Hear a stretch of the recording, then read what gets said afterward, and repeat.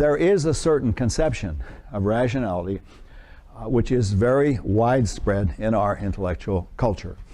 It comes out if you've ever had a course in economics, or if you've ever read a book or an article on decision theory, it comes out more or less explicitly. When I took economics as an undergraduate a long time ago, it wasn't so much preached as it was taken for granted. Occasionally they might mention puzzles about it, but it was assumed that economic agents were rational. And indeed, on this conception, economics as a discipline presupposed the rationality of the economic agent. And what is rationality so conceived? Well, I made a list of some of the features, and naturally, I guess being a philosopher, my temptation was to list the features I disagreed with, but here are the ones that seem to me absolutely common. And by the way, this is widespread in philosophy. I think most philosophers have this conception of rationality as well. The first is actions are caused by beliefs and desires. And you might add actions where rational are caused by beliefs and desires. And then it turns out that rationality, if you assume that, then rationality can be rather easily designed. The rational act is the act which maximizes the probability of satisfying your desires given your beliefs. So you have a set of beliefs about what kind of car would be best for you, and you want a certain kind of car, and you have a certain set of resources of how much money you can spend, and then you try to maximize the probability that your desires will be satisfied given the assumption of your beliefs. Now, if you say that just like that, it sounds pretty good to me. I mean, that's a lot of the time what we do. And what advertisers try to do is influence your desires and beliefs. They try to make such and such a model of car seem more sexy by showing the car is always populated by beautiful women or whatever in the ads. And then they have stories about how the car is cheaper, you pay less for it, etc. Okay, the actions where rational are caused by beliefs and desires. Now, a second principle on this conception of rationality is that if you're going to be rational, you have to follow the rules of rationality.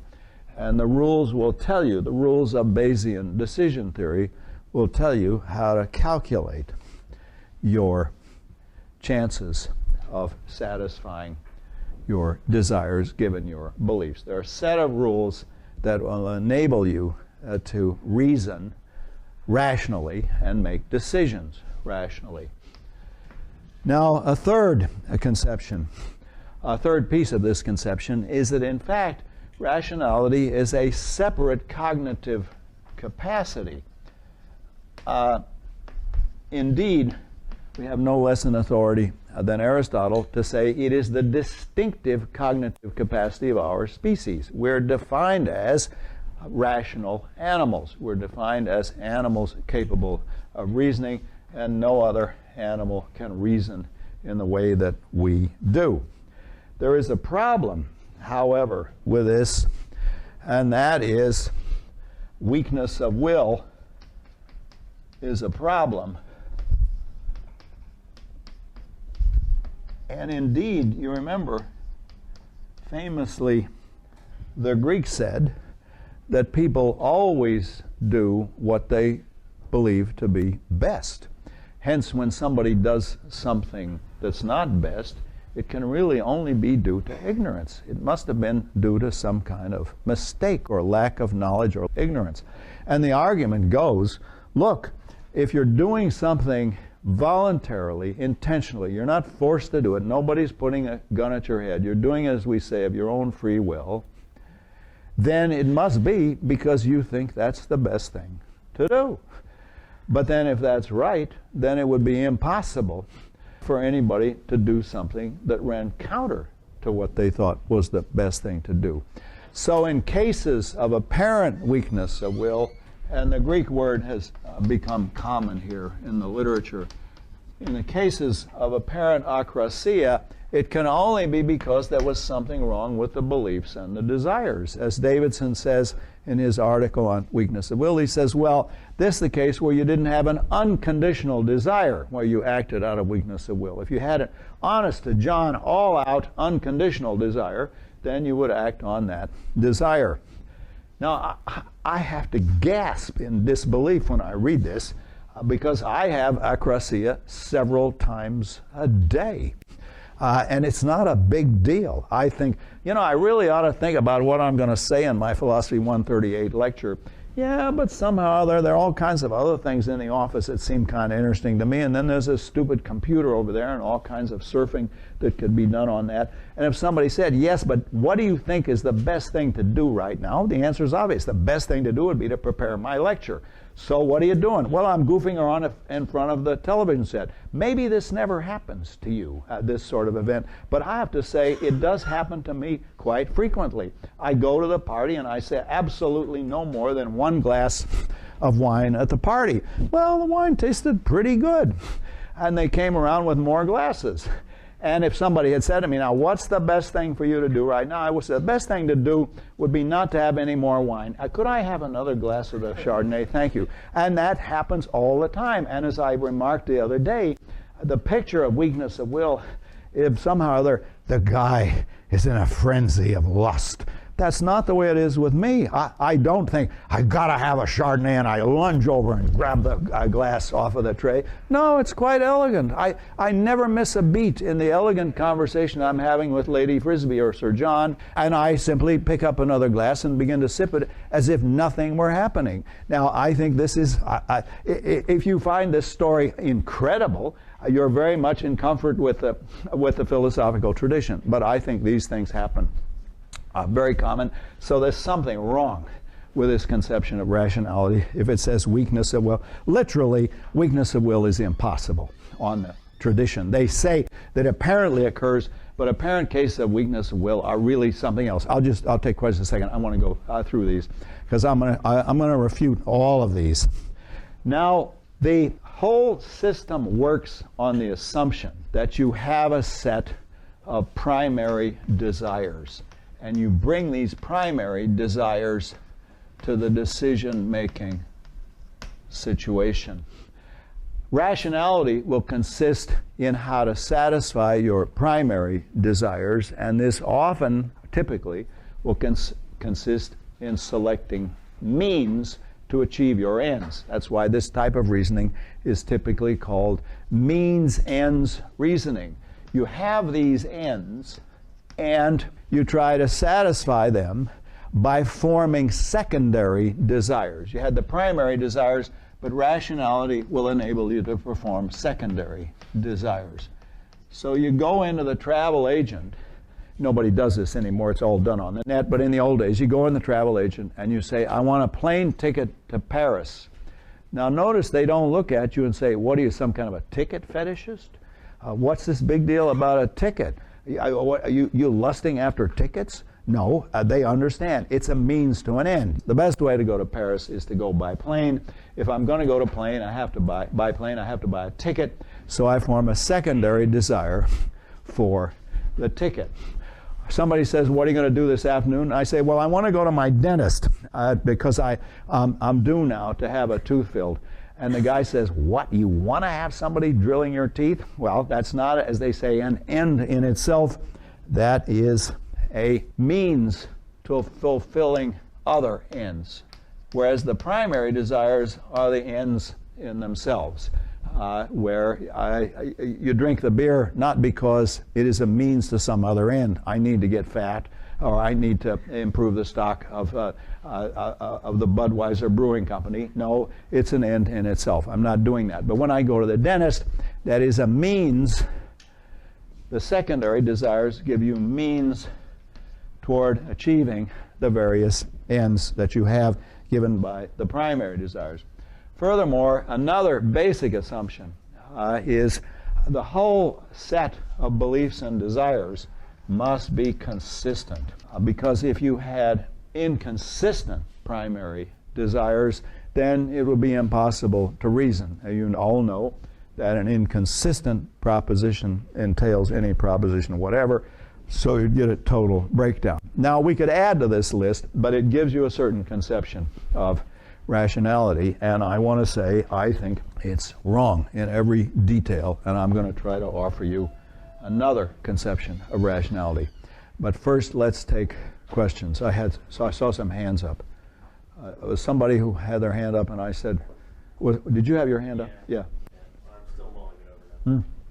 We'll come back to you. Okay, that's the target. Now I want to go through some of these. I've already said a few words about this, but there's an interesting puzzle. When I do something in the full knowledge that I don't think it's the best thing for me to do, how is that possible? How is it possible that I can do something fully cognizant of the fact that that's not the best thing for me to be doing right then and there? Did you have your hand up? No, okay. But you finally got yours up. Isn't that pretty straightforwardly a case of irrationality? When I do something on the basis of it not being the best thing to do, yes, that's irrational behavior.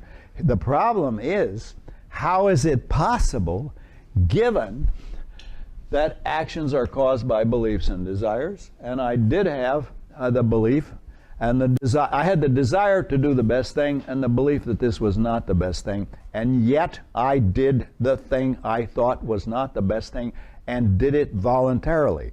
See, there are cases where the guy is in the grip of an addiction or a lust or a rage, and if he could pause and think, he might think, okay, I shouldn't really be doing this. But the problem is not that these cases are rational. Of course, they're irrational. The question is, how are they possible at all, given that all actions are caused by beliefs and desires, and that I had the beliefs and the desires? The standard account is to say, well, there was something wrong with your beliefs and desires. That's Davidson's account. Davidson's account is that, and it's Hare's account also, that when you acted out of weakness of will, it's because you didn't really have an unconditional desire to do the thing you thought best. You only had a conditional, a sort of second-rate desire to do the thing that you thought best. I'm very confused what best is here. Yeah, best means that which you value the most. It needn't be, could be moral. Now, Hare makes this a criterion for your moral judgment. The moral principle says, this is R.M. Hare I'm talking about, the moral principle is the one that you will act on given all the other considerations you have. If you acted this way as opposed to that way, then that proves that this was an expression of your moral principle. So the moral principle is supposed to be the one that you act on. And irrationality, if actions are caused by beliefs and desires, then if you act irrationally, as weakness of will illustrates, it must be because there's something wrong with the beliefs and the desires. Now, my problem is very simple, and that is I have beliefs and desires all the time.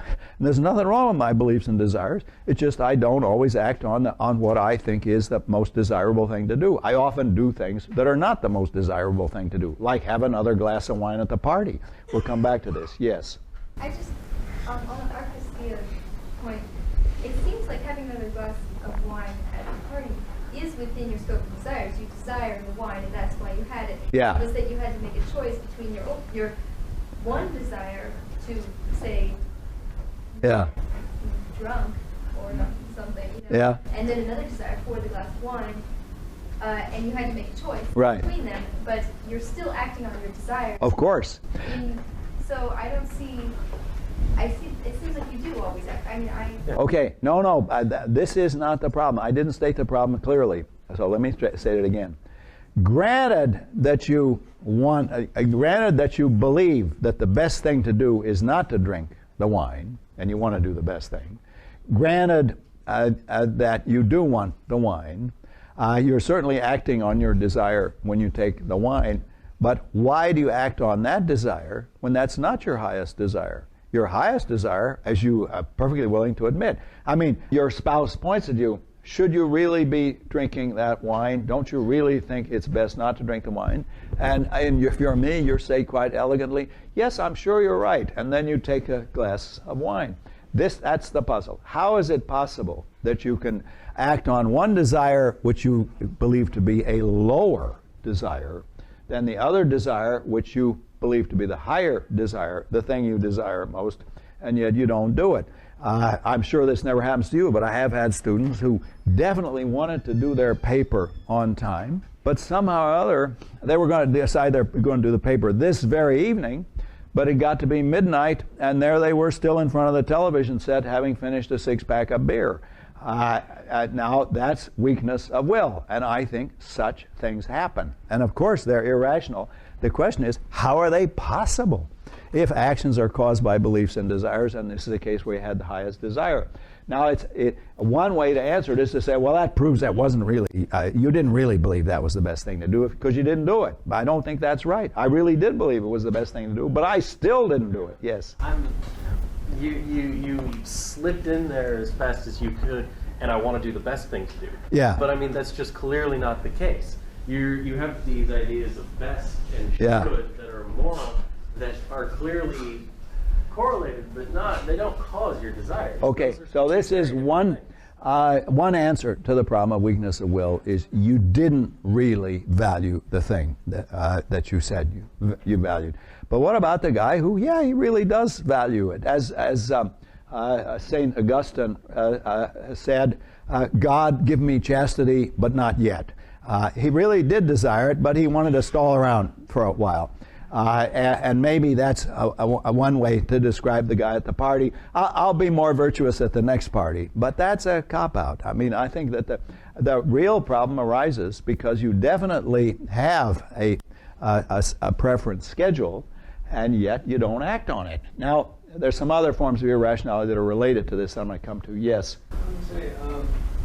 Why aren't we taking into account time? It seems like in the short run at that party, it seems like my value of drinking that wine is higher than my long-term idea of not drinking it. Yeah. No, I think you're right. The time figures largely in this, but let's leave it out of this particular decision making, because right now, at this particular point, I think I should be doing something else other than this. I should be not drinking the wine, but should be being virtuous right here and now. All the same, I'm drinking the wine. Right here and now, I think I should be preparing my lecture for Philosophy 138. This is an hour or so ago. But all the same, I'm not. I'm doing other things, checking my email or other ways that are ways of stalling around instead of doing the thing I really think I most think I ought to be doing. Now, there is a conflict that's come up here, and this is important, and that is, what about the conflict of duty and desire, where desire overcomes duty?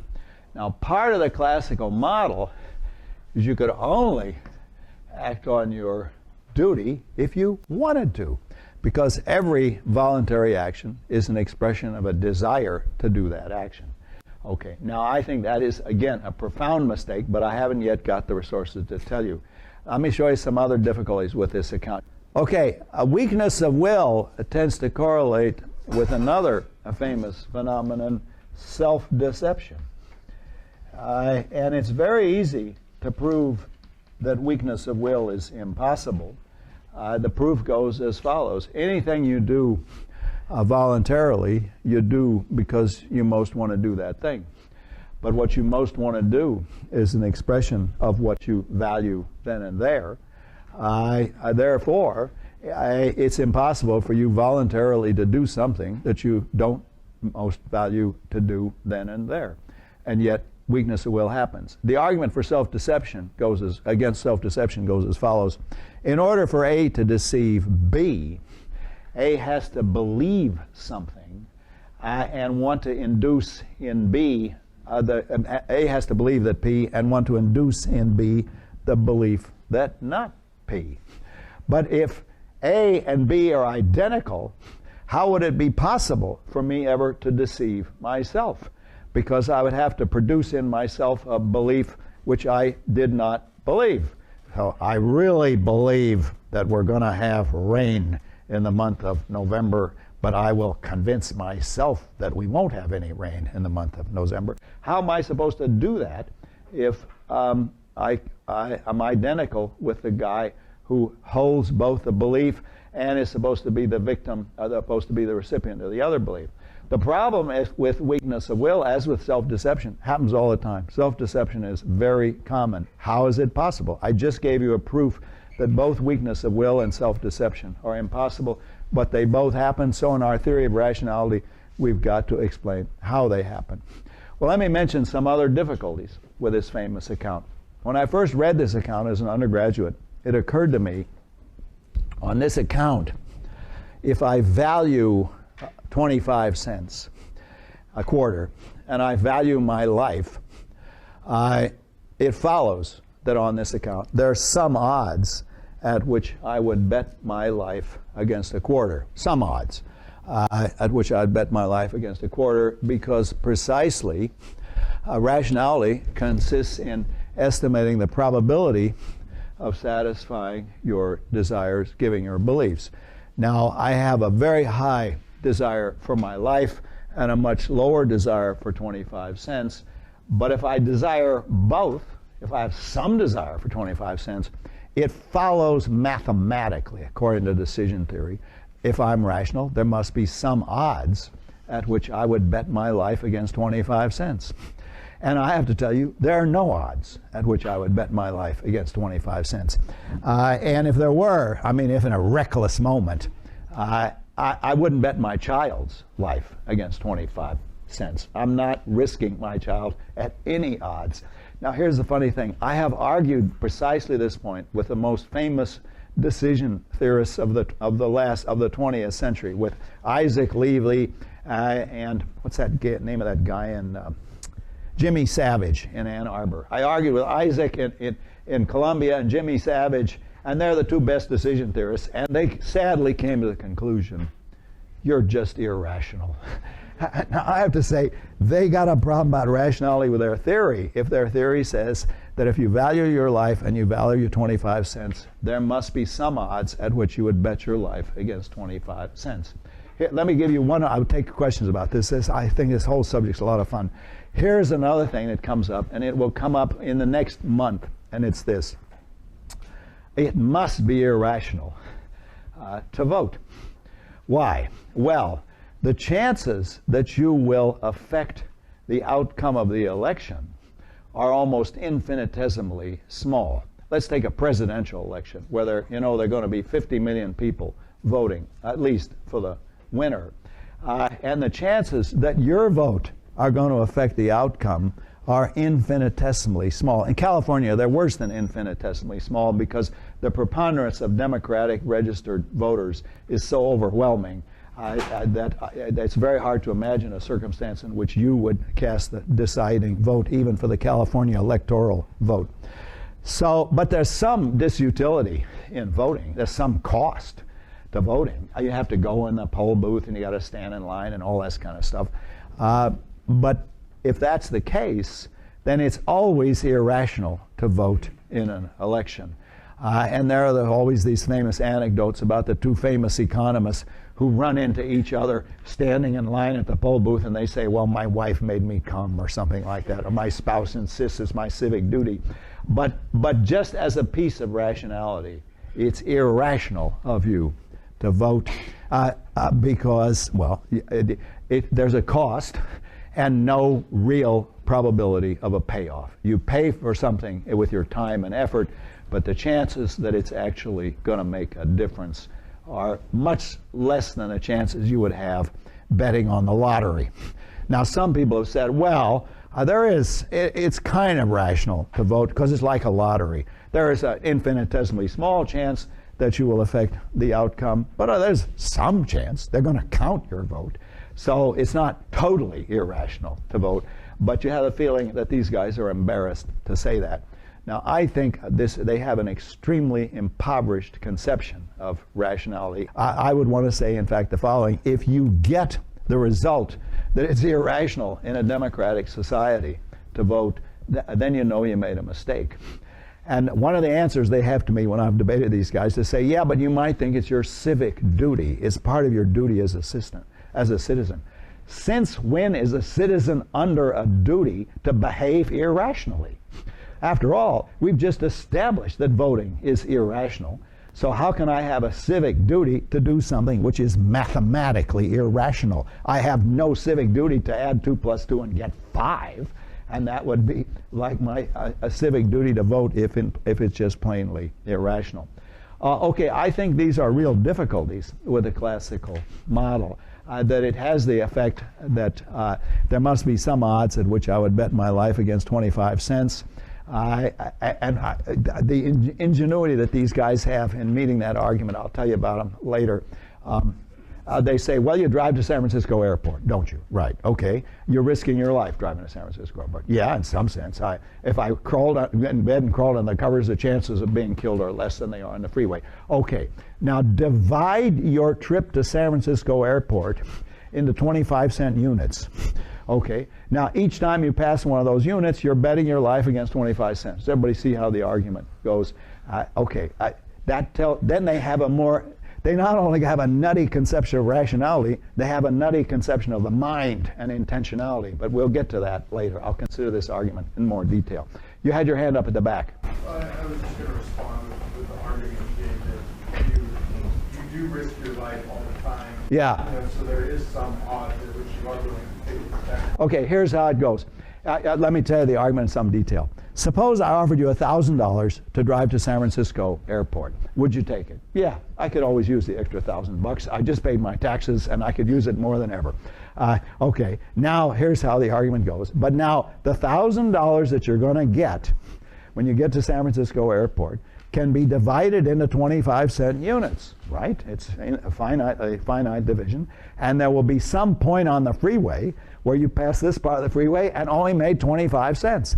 But by your own admission, in passing that part of the freeway, you were risking your life. So you were betting your life against 25 cents. Ha! We refuted Searle. Okay? I don't think that's a good argument, but you have to understand something about intentionality to see why it's not a good argument. I'll come back to that later. Right now I'm trying to lay out what some of the issues are. Okay, let's go through these and see how far we get. I was going to get through all of these, and I'm not going to make it, but I'll get through a bunch of them. Okay, to begin with, it is not the case that actions, where rational, are caused by beliefs and desires. If we're talking about causation as giving causally sufficient conditions, then the actions that are caused by beliefs and desires are those that are compulsive, typically irrational actions. That's the guy who has an overwhelming desire to satisfy his urge to take heroin, and he has a belief that the stuff in front of him is heroin, so he is in the grip of his belief and desire, and his action is genuinely caused by beliefs and desires, but it's not rational. In fact, I've said this before, and I want to emphasize it now. As far as our phenomenology is concerned, as far as our experience is concerned, in normal rational action, you have a sense of alternative possibilities open. In the last election, I had a choice between two candidates, and though I voted for one, I considered the possibility of voting for the other, and it was a genuine possibility. Given the causes operating on me, I voted for one candidate, but I could have voted for the other guy. So as far as my decision making is concerned, as we've seen already, the beliefs and the desires lead to a prior intention, and the prior intention leads to an intention in action, and there's a gap. There is a perceived gap between the reasons for the action and the decision. So far from it being a model of rationality, the cases where my beliefs and my desires are causally sufficient to fix my action are typically irrational or compulsive forms of behavior. In rational action, I have a sense of alternative possibilities open, and that, as I pointed out to you, that gap has a name. That's the so-called freedom of the will. Now, maybe I'm mistaken. Maybe my actions are entirely caused by beliefs and desires, but that's not part of the definition of rationality. On the contrary, that is opposed to rationality, because those would be compulsive actions. So when I make up my mind rationally, which of these candidates am I going to vote for, I do it on the presupposition that my antecedently existing beliefs and desires are not causally sufficient. I have to bridge the gap by making up my mind. As they say, I have to decide what to do. And there's a very peculiar locution in English that's going to figure large in our discussion, and that is, I act on a reason. Now, what does that mean? I acted on a reason. Well, I'm going to say more about that when we talk about rational decision making. But the important thing is to see that characteristically, in rational decision making, I do not sense my antecedent beliefs and desires as setting causally sufficient conditions. Now, there is a problem that comes up, and I haven't addressed that, but I've mentioned it in passing, and that is that typically in hard decision-making situations, some of my reasons are desire independent. I have reasons for doing something, even though I may not then and there feel a desire or an inclination to do it. And I have an apparent paradox I need to resolve. The paradox is this: all voluntary intentional actions are expressions of a desire to do that action then and there. And that's true even for actions that are apparently motivated by desire independent reasons. Yes, all the same, I wanted to do that in order to keep my promise, and right then and there I wanted to keep my promise. But if keeping my promise is a desire independent reason, and I act on that reason, then how can it be the case that my action is the expression of a desire to perform that action, if the reason for the action was a desire-independent reason? And that's an apparent contradiction in my account, and I have to resolve that. I haven't resolved it yet, but I'm going to resolve it, and I think it's very important about human rationality to see exactly how it can be the case that desire-independent reasons can motivate desires, even though the motivation for the desire was not another desire. One of the problems with this whole classical model that I'm describing here is it assumes that you have an inventory of prior desires before you approach the decision-making situation. That is false to human phenomenology. I ask the person in the restaurant, what do you want? What would you like? And she says, I don't know. Now, how can... the Cartesian in all of us says, how can you not know what your own desires are? Everybody must know what their own desires are, but that is a common answer to the question of, what would you like? What do you want? I don't know. I haven't made up my mind. And guess what? Making up your mind is the name of rational decision making. In other words, the assumption that you come to the decision making situation with an inventory of desires and then just decide how to satisfy your desires given your beliefs, that's a very artificial conception. Normally in the decision-making situation, you got to figure out what your desires are. We'll go on with this on Thursday. We're into the second main topic of the course, and that is the nature of rationality. And there is a standard conception of rationality. It's in decision theory. It's in any economics textbook. Probably the best statement of it is in that article assigned in the Reader by Gary Becker. I don't know what's it called, Economic Approach to Behavior or something like that. And there it is a classical statement of rationality, and I told you some difficulties with that, just prima facie difficulties. One is that if I value 25 cents and I value my life, there must be some odds at which I'd bet my life against 25 cents, and I want to say there aren't any odds at which I'd make that bet. If there were, I wouldn't bet my child's life against 25 cents. And the answer that somebody mentioned last time to that that's given to me is, well, you'll do things that are equivalent to that, and whenever you drive to the airport or pick up 25 cents off the street. Now, I want to show that's a bad argument, but to do that, we have to say more about intentionality. So we'll come to that. Another difficulty with a classical analysis is that on the classical analysis, it's irrational to vote for reasons that I said the other day. But there are other things that are absurd consequences of the classical analysis. Here's another one. I go to the San Francisco Opera. It often happens that on the day of the opera, I think, oh, God, I don't want to drive all the way to San Francisco. And then I think how much I paid for the ticket. God, well, and then that gives me an extra reason for going. Now, on the classical model of rationality, that's no reason for going to the opera at all. Those are what's called sunk costs. So on the classical analysis, there are two different scenarios. One is when you're given a free ticket, and on the day of going, you just don't feel like going, so you don't use the free ticket. Another, same opera, same ticket, only this time you paid $300 for the ticket, and you think, well, that's a lot of money, I better go. Now, on the classical analysis, you're being irrational. You have exactly the same reason for going with a free ticket as you do with the expensive ticket. I think that's another absurd result, and I need to say why that's an absurd result. I mean, Bob Nozick, I put it very well. He said, suppose you could take a pill that prevented this form of irrationality, that prevented you from reasoning about how you should consider money you've already spent in making your decisions. And would you take the pill? And the answer is no, I wouldn't take the pill. I think there's nothing wrong with reasoning. But the technical name for that is, well, that's a sunk cost. You've already spent that money. Becker is a guy who thinks when you get married, essentially, calculate utilities. Don't ask yourself such dumb questions as, do you love this person? Because who the hell knows what the marginal utility of that is? The thing to do is calculate utilities.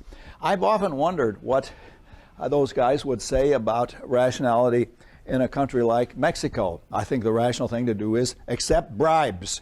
And I don't see how they could avoid that argument. And indeed, accept bribes anywhere if you have good reason to suppose you can get away with it. It's just calculating probabilities like any other. Okay, we're going to come back to that. But now I'm going step by step through the 6 propositions that I figured were essential to the classical model. And the first was that actions are caused by beliefs and desires. That is, rational actions, where rational, are caused, and sometimes they say in the right way, they're caused in the right way by the beliefs and desires. Now I want to say, if causation here means causally sufficient conditions, then in general, only irrational actions have beliefs and desires as causally sufficient conditions. Those are the case where you're in the grip of an obsession, or you're in the grip of a lust, and you simply can't help yourself. Those are the cases where your action is caused by your beliefs and desires, but compulsive behavior is hardly the model of rationality. It happens to us, but it's not what I would think of as the right way to think of rationality. Well, what's wrong with it? Well, in real life, you have this experience that I call the experience of the gap. You have a sense of possible options open to you. And the name for that gap, to repeat, is freedom of the will.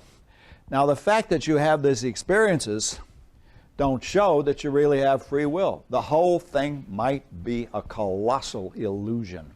Evolution might have played an enormous practical joke on us by giving us the conviction, the experience of free will, when it's all an illusion. All of our behavior is completely determined. It was written in the book of history 13 billion years ago that at this particular moment, in this particular spot, Searle's left hand would go out and scratch the top of his remaining head. Okay.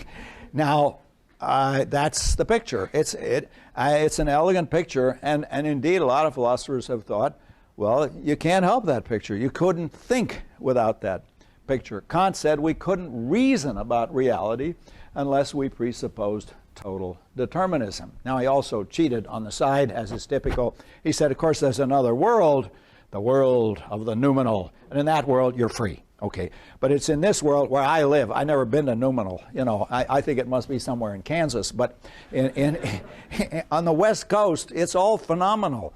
And on the phenomenal world, according to Kant, everything is determined. And indeed, if it wasn't determined, we wouldn't be able to make sense of it. It would be unintelligible to us. Now, you might think, well, that's an extreme view, but something very like it is advanced by philosophers that we all know and respect. And I'm thinking of Tom Nagel and Galen Strawson, and they argue as follows. Suppose determinism wasn't true. Suppose you really did have free will. Then if you're asked, why did you do something, and you gave a non-determinist answer, you wouldn't explain it. You say, somebody said, why did you vote for Obama?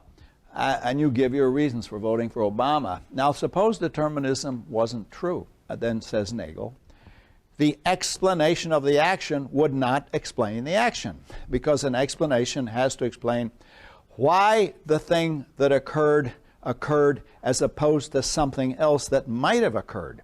But if the explanation you give is non-deterministic, then it's consistent with all sorts of other things occurring. You might have voted for the other guy, you might not have voted for all, so you would not have succeeded in explaining anything. Does everybody follow this? That is, unless the story goes, and this is advanced both by Strawson, that's Galen, Peter, by Strawson and by Tom Nagel, unless the explanation of human behavior is deterministic, it wouldn't explain. It would not answer the question we're trying to answer, namely, why did you do it?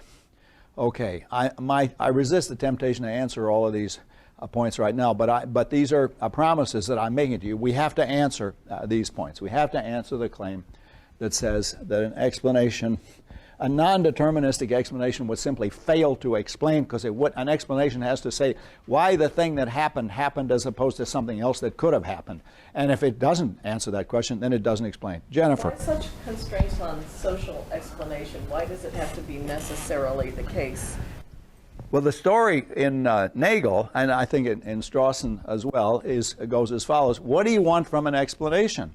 Suppose I knock this hat and it falls to the ground. And the explanation, I want an explanation of why it fell to the ground. I say, it was acted on by the force of gravity, and there were no other interfering forces. That being the case, it had to fall to the ground.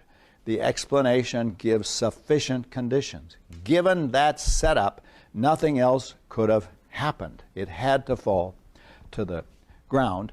But now, when I explain why I voted for Obama, then it looks like, unless determinism is true, I don't satisfy that condition. Because at the end of the story, somebody says, well, okay, you thought he'd be better for the economy, and you thought it wouldn't matter for foreign policy. The Republicans and the Democrats were going to have effectively the same foreign policy. Obama might do it with better public relations, which is what in fact happened. But the policy in Iraq and Afghanistan is pretty much identical under both Obama and Bush, and would have been the same under McCain. So it has to be something domestic. And if somebody then says to me, okay, that's why you voted for Obama, but you mean, given all that, you had to vote for him? No, I could have voted for the other guy.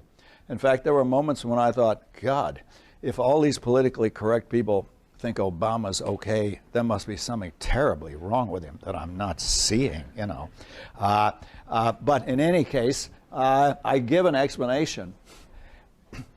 And according to Nagel and other philosophers whom I respect, like Galen Strawson, if the explanation wasn't deterministic, it wouldn't explain. It wouldn't explain why I did what I did as opposed to something else I might have done. It's not enough to say, well, there was this reason in favor of doing it. You've got to give an explanation that says, this is what had to happen. This is, given the way things were set up, just like this is what had to happen. Now, why do we know that Nagel's wrong? We know that he's wrong because in our own case, I know why I did something. I know that the explanation, I know without observation that the explanation is valid. I know that's the reason I acted on.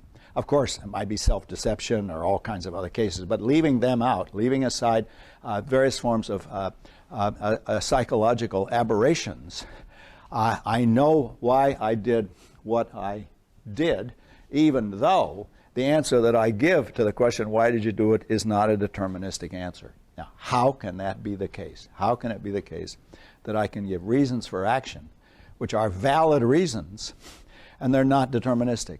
And if somebody said, well, how do you know they're valid?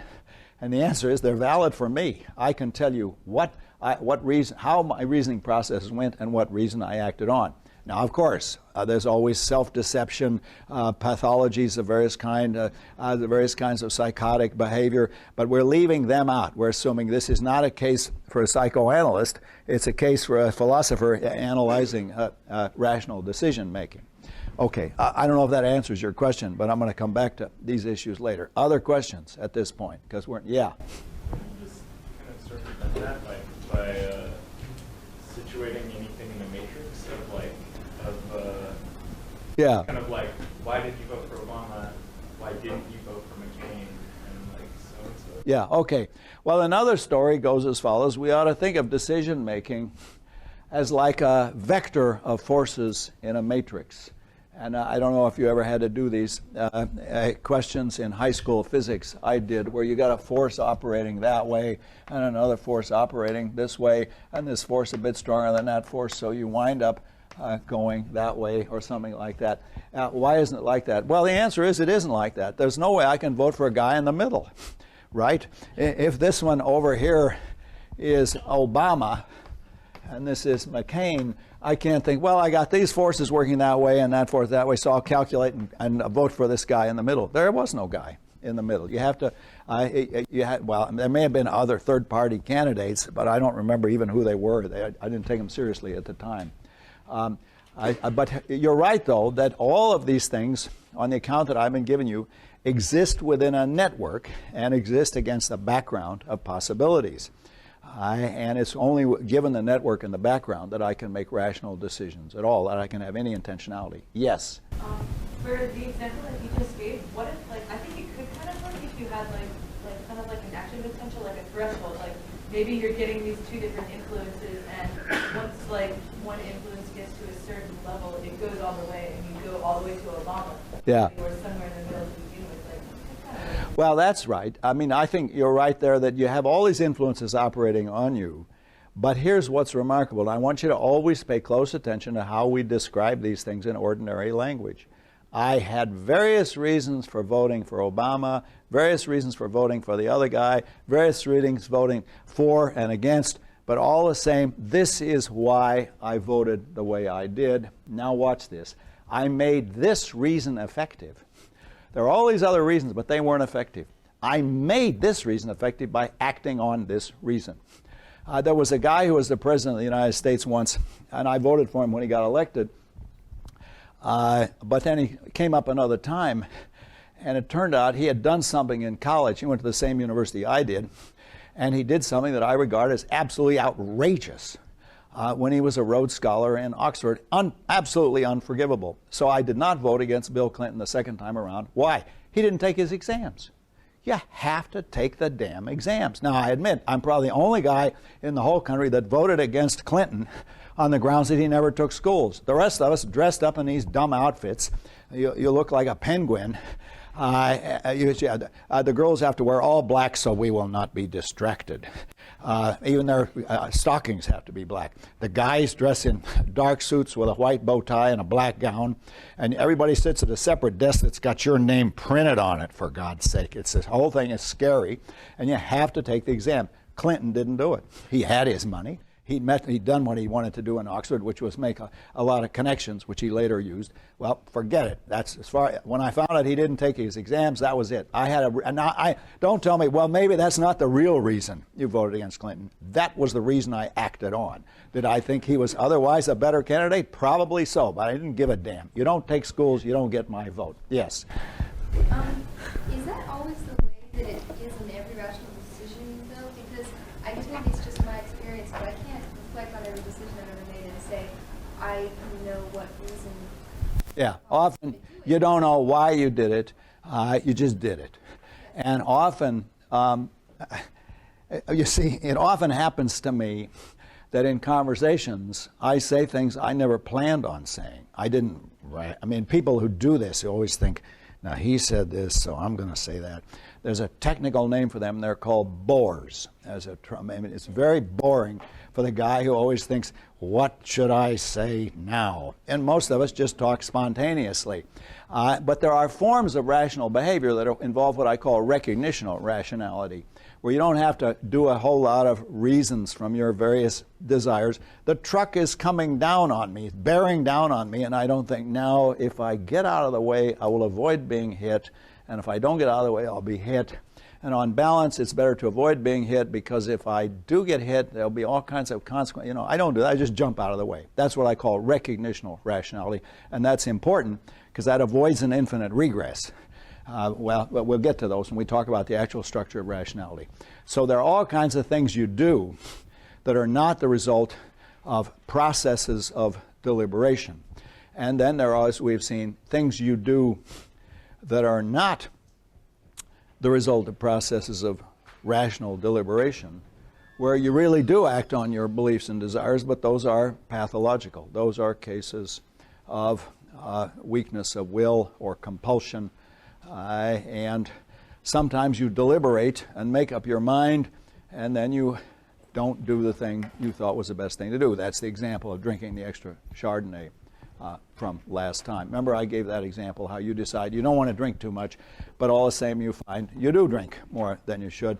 Now, standard models of decision-making rationality make that impossible.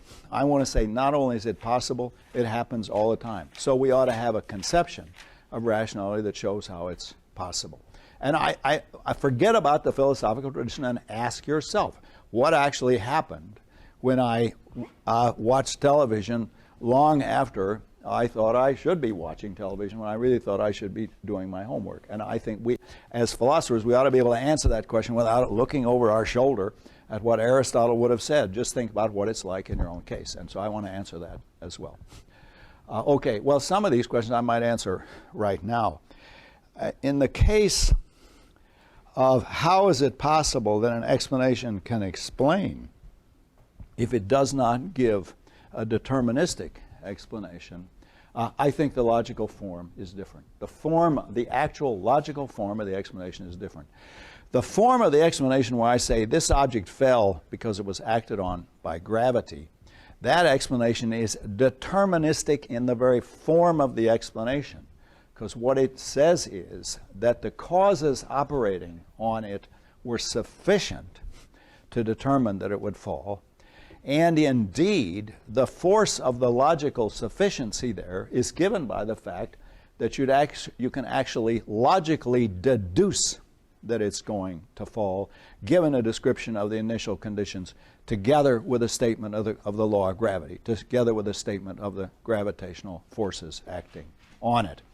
And that is, the claim of sufficiency is cashed out by saying that a full statement of the causes will be sufficient to entail, they will logically imply that that event was going to occur. So you get a logically sufficient, you get a causally set of sufficient conditions, because the statement of the conditions will give you a set of premises which are logically sufficient to entail that the event is going to happen. This, you can actually derive that this is going to happen.